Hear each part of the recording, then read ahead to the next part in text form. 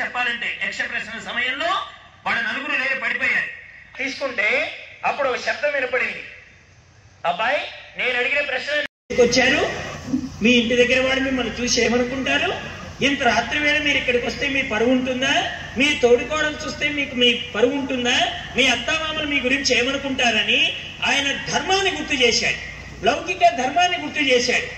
చూడండి, విశేష ధర్మం కూడా లౌకికాన్ని గుర్తు చేస్తుంది. అప్పుడప్పుడు భగవంతుని చేరేటప్పుడు కూడా ఇదిగో ఇది విడిచిపెట్టడం ధర్మమా, ఇది విడిచిపెట్టడం ధర్మమా అంటే అప్పుడు వెంటనే గోపికలు చెప్పారు, కృష్ణయ్య ఆ అత్తగారు అత్తగారిగా కనబడుతున్నారంటే అత్తగారిలో ఎవరుండడం వల్ల కనబడుతున్నారు అని అడిగారు గోపిక. నా భర్తగారు భర్తగారిగా కనబడుతున్నారంటే పడుతున్నాడు. మరి ఇక్కడ అన్ని రూపాలు తమరైనప్పుడు, అన్ని దేహాలకు తమరే అధిష్టానమైనప్పుడు ఇప్పుడు మేము ఎవరిని వ్యతిరేకించాలి, ఎవరికి సమాధానం అక్కడ చెప్పుకోవాలి. తేజస్వినావధీతమస్తు మా విద్విషావహి. ఓం శాంతి శాంతి. అందరూ కూడా నంబూరు మరి గుంటూరు జిల్లా మన ఆశ్రమం ఉంది. అందరూ కాళీవన ఆశ్రమం, అందరూ భగవంతుని యొక్క ఆనందాన్ని పొందొచ్చు. మార్చి 12వ తారీఖున ఆశ్రమ ప్రవేశము, మార్చి 17వ తారీఖున మూర్తి ప్రతిష్టలు ఉంటాయి. ఈ లోపల అన్ని పూజలు మరి అలాగే భగవన్నామ సంకీర్తన అఖండంగా జరుగుతుంది. అందరూ కూడా రండమ్మా, అవకాశం చేసుకొని మీ అమ్మగారి ఇంటికి వచ్చినట్టుగా మీరందరూ కూడా పుట్టింటికి వచ్చినట్టుగా రండమ్మా అని అందరినీ ప్రార్థిస్తున్నాను. జయ గురుదేవ్. జయ.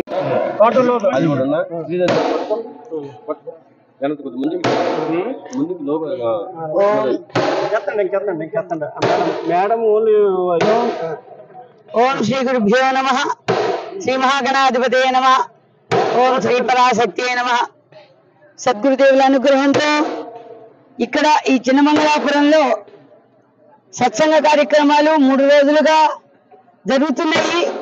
ఈ కార్యక్రమాలు అందరిలో కూడా, ఎందుకంటే అందరిలోనూ ఒక దివ్యమైనటువంటి శక్తి అందరిలోనూ ప్రకాశిస్తోంది. కానీ దాని బయట ఉన్నటువంటి మనుగడకి, మనస్సులకి లోబడి, తర్వాత ఈ విషయాదులకి లోబడి అందరూ కూడా దానిని మనం వృధా చేసుకుంటున్నాం, మన శక్తిని. అందుకు అందరూ కూడా తమలో దాగి ఉన్నటువంటి శక్తిని జాగృతం చేసుకొని మనలో ఉన్నటువంటి పరమాత్మ అంతలా ప్రకాశిస్తున్నాడు. అసలు భగవంతుని ఆశ్రయించినటువంటి వాడికి భయం అనేదే ఉండదు. తర్వాత మనలో మనం కూడా పత్యం చేయాలి కొన్ని.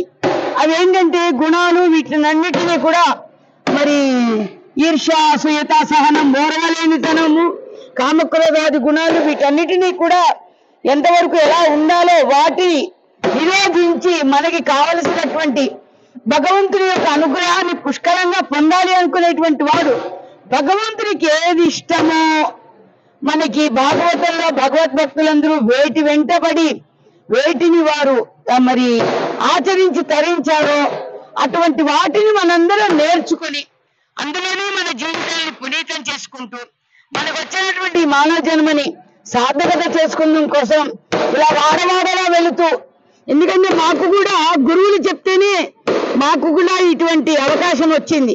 కాబట్టి అటువంటి మహాత్ములు వారి యొక్క అనంతమైనటువంటి శక్తి ఎల్లవేళలా సర్వకాల సర్వావస్థలందు ప్రతి అణువునందు ప్రకాశిస్తూ ఉంటుంది.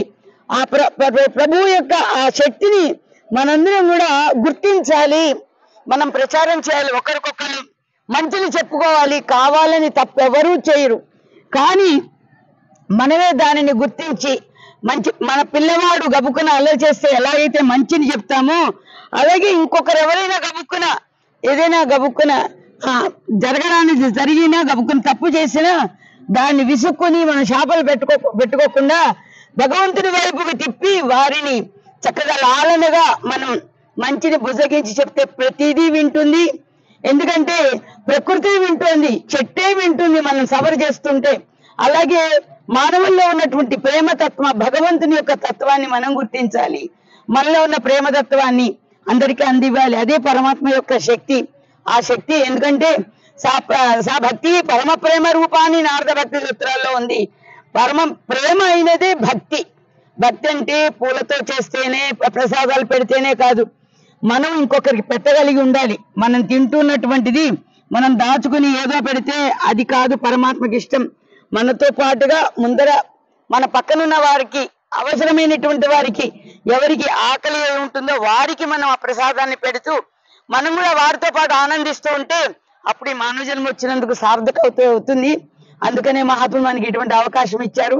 కాబట్టి చిన్నమంగళాపురం చక్కగా బంకి లక్ష్మణమూర్తి గారు, వారి పిల్లలు మరి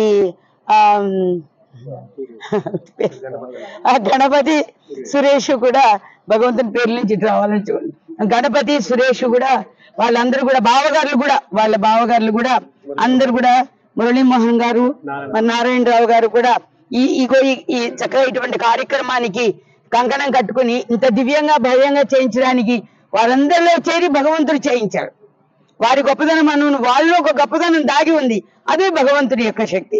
ఆ శక్తి చక్కగా ఈ విధంగా మీ అందరితో, నేను ఈ మారుమూల ప్రాంతానికి వచ్చినా కూడా మీ అందరితో కలిసిమెలిసి 3 రోజులు నేను ఉండగలిగాను అంటే ఇది కేవలము సర్వాంతర్యమైనటువంటి భగవంతుడి యొక్క శక్తి.